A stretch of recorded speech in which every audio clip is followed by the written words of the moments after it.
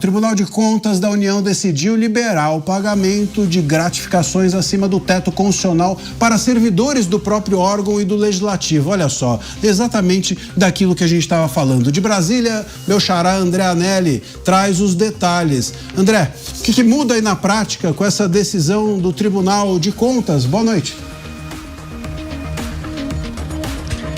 Oi, xará, muito boa noite a você também e a todos aqui em Os Pingos nos Is, na Jovem Pan. Na prática, o Tribunal de Contas da União acabou então fazendo com que o entendimento do Supremo Tribunal Federal de que atualmente o limite de verbas indenizatórias e auxílios além do teto constitucional de recebimento dos servidores seja barrado, seja então de certa forma superado justamente pelos servidores tanto do Congresso Nacional quanto também do próprio Tribunal de Contas da União. Essa decisão do TCU, que atende então a um pedido do Sindicato dos Servidores do Congresso Nacional e do próprio TCU, teve uma votação de 8-1, ou seja, foi quase uma unanimidade. Apenas quem votou contra a possibilidade então de superar esse teto dos vencimentos mensais foi justamente o presidente da Corte de Contas, o ministro Vital do Rego. A gente destaca que essa votação massiva favoravelmente a romper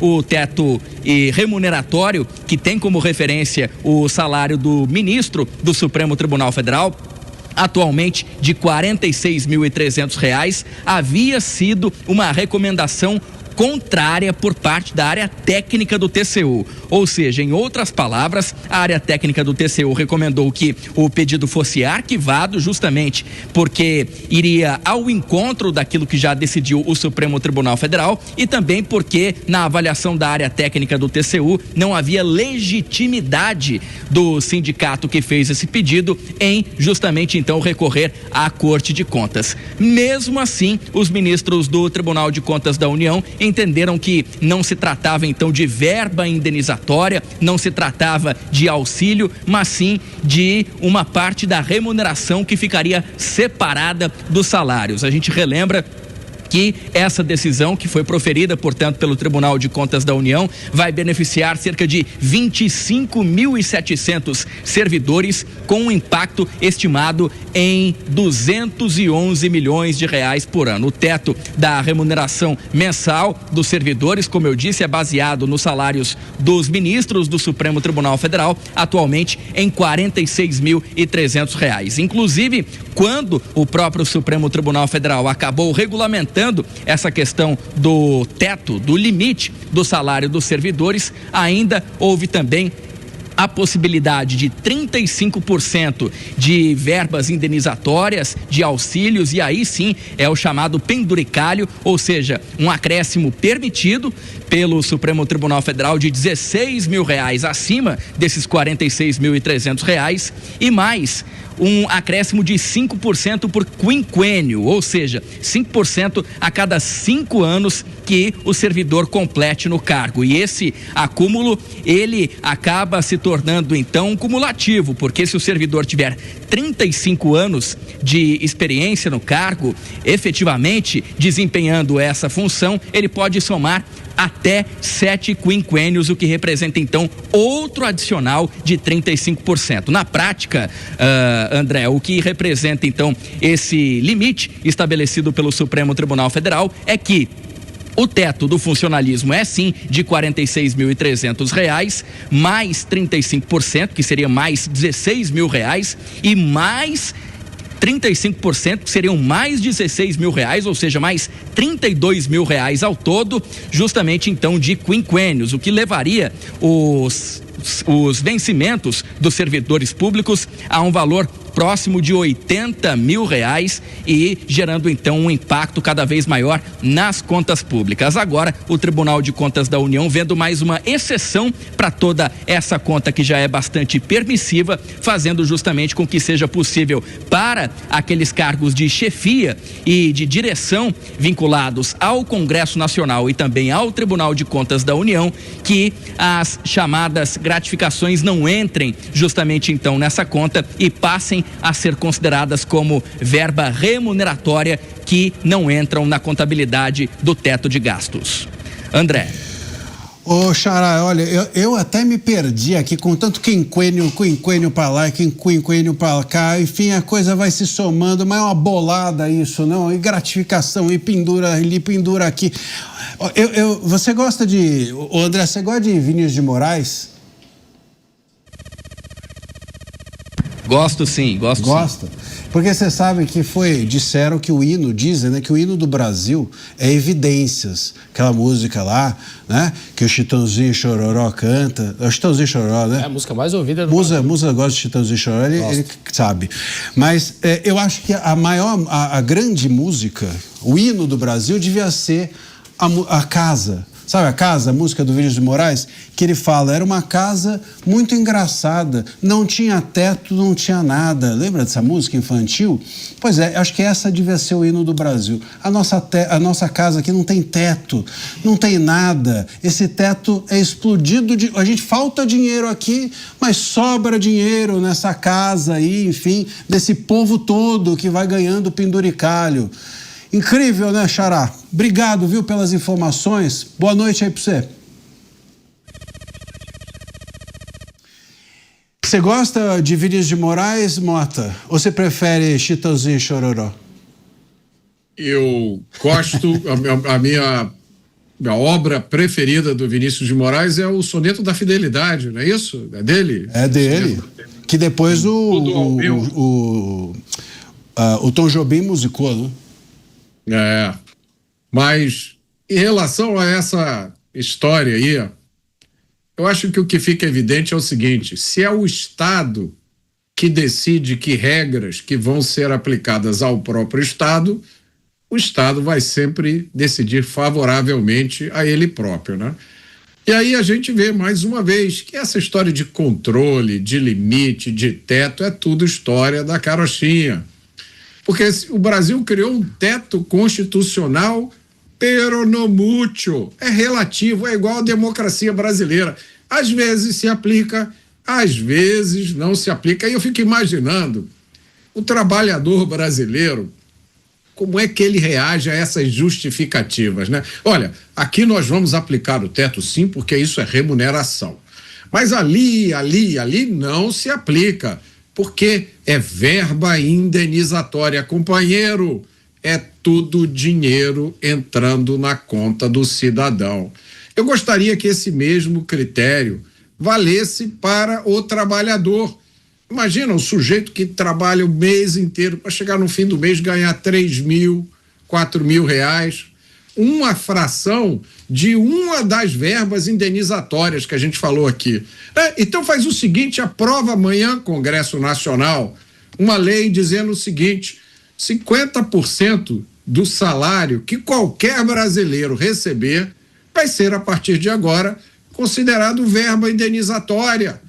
Porque o brasileiro vai usar aquilo para comprar roupa, para pagar o seu aluguel, para pagar a escola dos filhos. Por que o cidadão brasileiro comum também não tem direito à verba indenizatória? Vamos fazer isso, vamos ser coerentes. Ou então essa história de que todo mundo é igual perante a lei é mais uma historinha da carochinha. Ô Mota, e você falando, eu me lembrei aqui da uma juíza, acho que uma desembargadora do Pará, que há algum tempo, isso foi em janeiro, abril desse ano mesmo, e ela falou que, vou até ler aspas dela aqui, que a gente tá falando dos juízes, né? Penduricalho não é só coisa de juiz, bom que se diga. Mas enfim, estava aqui falando dos juízes, ela disse que essa história de falar que tem verbas e mais verbas e mais verbas, que isso é um privilégio, um penduricalho, ela disse que é um absurdo, que penduricalho é uma expressão chula e vagabunda, a expressão, que jogaram em cima da magistratura e que os magistrados, segundo ela, estão próximos de um regime de escravidão. E aí, Musa, você concorda com isso? Quando nós olhamos quem são os detentores das maiores fortunas nos Estados Unidos, grande parte está nas mãos de empresários. Empresários esses que produzem algo que as pessoas demandam, por livre oferta e demanda. Você produz alguma coisa que é interessante, as pessoas compram, porque agregou valor a você, seja produtos ou serviços. Então, o que eles produziram gerou valor ao todo e aí eles amealharam ali a fortuna deles. Merecido. Aqui no Brasil saiu, e a gente falou aqui há uma semana, quem são os que mais têm patrimônio no Brasil. O primeiro é o titular de cartório, aquele que precisa de um carimbo para atestar que é você, que não existe em vários países já há muito tempo. Depois vem os membros do judiciário. Como é que você precifica quanto vale um serviço que algum membro do judiciário faz, sendo que o que paga o salário dele nada mais é do que a forma como eles extorquem a propriedade privada de todos nós, chamada de impostos. O que eu quero dizer é impossível você metrificar isso. Então, por que 45 mil? Por que 40? Por que colocar um teto para eles? Como é que você metrifica esse tipo de coisa? Quanto que essa pessoa agrega de valor para a sociedade em números? Por que 40 mil? Por que 45? Quem define isso? Como o Mota muito bem falou, são eles que definem as suas próprias regras. E eles definem a tal da regra do teto que deixou de valer quando esse governo assumiu. E antes da nova regra deles ser desenhadas e passar a valer, o tal do arcabouço fiscal, que é natimorto, como eu apelidei desde o começo por uma questão matemática, eles aprovaram aquela PEC do estouro, de quase 200 bilhões de reais. O que eles fizeram ali? Criaram uns fundos privados, abasteceram de dinheiro público, porque a regra não estava valendo ainda, então ele podia usar e colocar o dinheiro onde quisesse, e esse dinheiro hoje distribui o populismo que a gente está vendo. Vários deles. Esse ano foram 215 bilhões de reais injetados na economia e eles conseguiram que apenas 15 bilhões passassem por dentro do teto. O resto são artimanhas para abastecer esses fundos para distribuir para as pessoas em forma de populismo. A regra não vale de mais nada. O déficit, ninguém mais olha o déficit, porque ele é uma grande mentira. O que se olha hoje é a relação dívida-PIB, que a gente mencionou ontem, que de 185 países, o Brasil foi o que segundo está nessa colocação entre 2022 e 2025. E sabe, Musa, o que me irrita nessa história é o seguinte, você tocou num ponto que é bastante importante e que tem a ver com o universo jurídico. Porque é o seguinte, quando você não tem um valor definido, o problema aqui não é se o juiz, o servidor, o parlamentar vai ganhar 10, 20 ou 30 ou 100 ou 1 milhão. Não é. Aqui, não é esse o ponto. Acho que eu trouxe vários exemplos de números. Exato. Tá aí. Maravilha. Se nós então entendermos que um parlamentar tem que ganhar 10 bilhões de reais por mês, tá bom, tem dinheiro para pagar? Tem. Ele merece. Ele gera esse valor? Ele o quê? Ele gera esse valor? Porque o número que define, ele tem que agregar valor. Sim, não, aí você já está pedindo um pouco demais.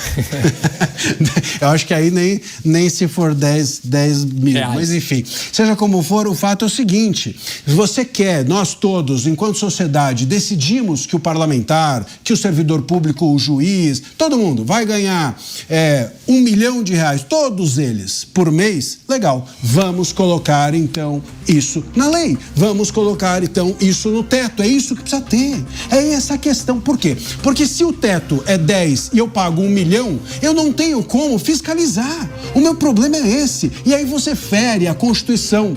Constituição no artigo 37, que entende que a publicidade, a transparência são princípios da gestão pública. Se a gestão pública for impossibilitada, porque eu não sei quanto cada um ganha, eu vou descobrir depois. Nós estávamos vendo aqui o nosso repórter falando, é que o quinquênio para lá, que o quinquênio para lá, ninguém entende nada, porque não tem como você aferir. Cada um ganha uma coisa, é a gratificação do Natal, é a gratificação, direito terno, direito sauna, direito não sei mais o que, berçário pro filho, enfim. Quando você vai ver, você não tem mais controle. E se não tem controle, não tem gestão. E se não tem gestão, não tem transparência. E se não tem transparência, você abre um precedente imenso para corrupção. E esse é o ponto. A gente acha que os servidores são importantes, pague-se a eles. Pague-se, mas coloque-se na lei, coloque-se na Constituição, coloque-se explicitamente qual é a regra para eles ganharem aquilo. Não precisa nem, viu, Musa, dizer, ele vai trazer isso de volta, porque isso também, eu acho que a gente precisa ter funcionário público e servidor, independente se ele performa ou não. Alguns serviços são essenciais, independente da performance. Por exemplo, se eu vou pagar com o dinheiro do Estado um juiz, como é que eu vou aferir a performance? Hoje o CNJ, por exemplo, afere a performance de um magistrado dizendo que ele em 100 dias precisa dar uma decisão. Aí ele dá uma decisão ruim e tá ok? Não tá ok. a decisão que ele precisa dar, ele tem que dar 10 decisões por dia, aí ele dá 10 decisões péssimas, está bem aferido? Não está bem aferido. Então, o problema não é necessariamente o que esse servidor retorna.